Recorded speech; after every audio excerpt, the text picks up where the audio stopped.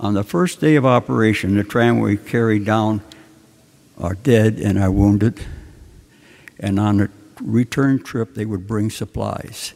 And the tram had delivered approximately 5 tons of supplies to us. The last day of the counterattack on Riva Ridge was driven off. In 7 days, the operation cost the division 76 casualties, 21 killed in action, 52 were wounded, and we had 3 POWs as prisoner of war. Over the next several days, other units were successful in taking Mount Belvedere and moving up the valley. Other U.S. units had attempted to do this and failed each time. It was the skills of the mountain climbers of the 10th Mountain Division that made this a success.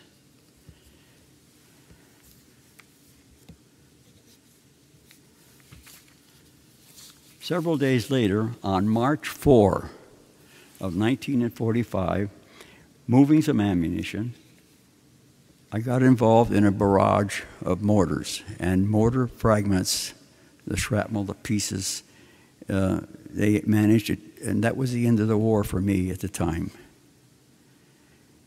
Men in my unit,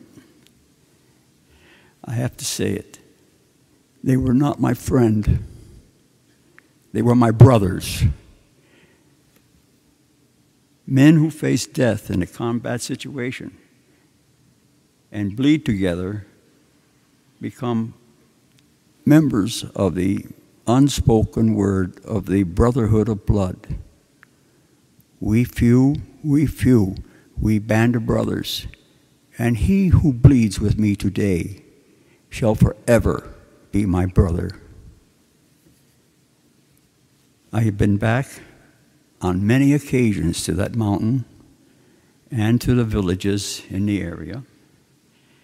And the people there, they amaze me because in their schools, they teach and reenact the battle at Riva Ridge.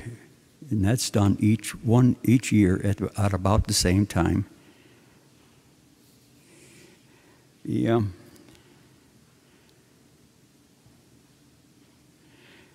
The people, young and old, every time I go, they treat me as if I was some kind of royalty. They think the Mountain Division was the savior.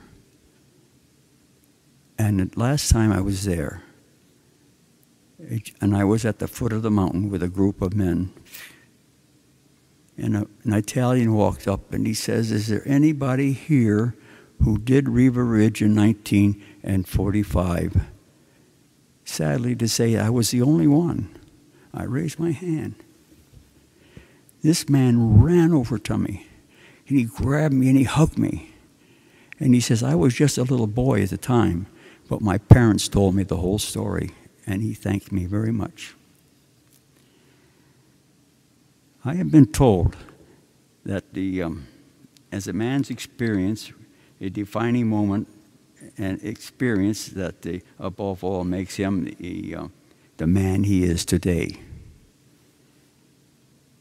One of my most defining moments in my journey of life took place on that summit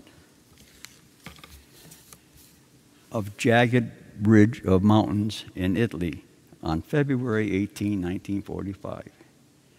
A day I will never forget. I arrived as a boy, and I came home as a man.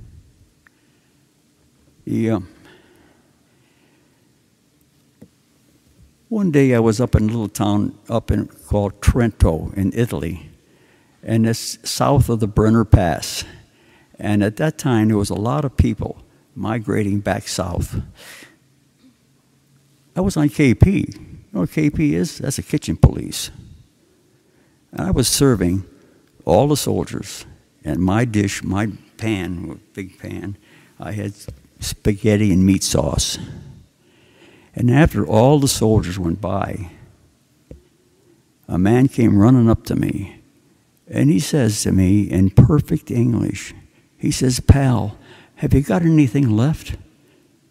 And I said, "Well, yes, I have a serving left here." And I gave it to him. And I says, "Where did you learn to speak English in such a beautiful fashion?"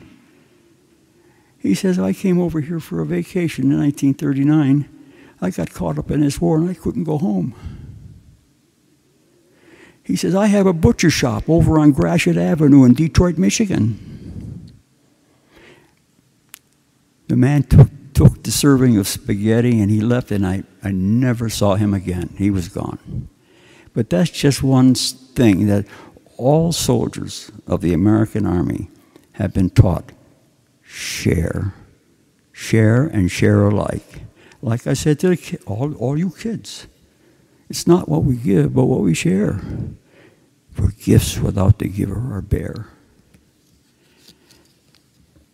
So as we observe Memorial Day tomorrow, remember that it's not just a day or a picnic or a cookout. What it means and why we honor not just the fallen, but all who have served. It is about our freedom, not just yours and mine, but the freedom of our children and our children's children for years to come. Thank a veteran, for they have all given some, and some have given all.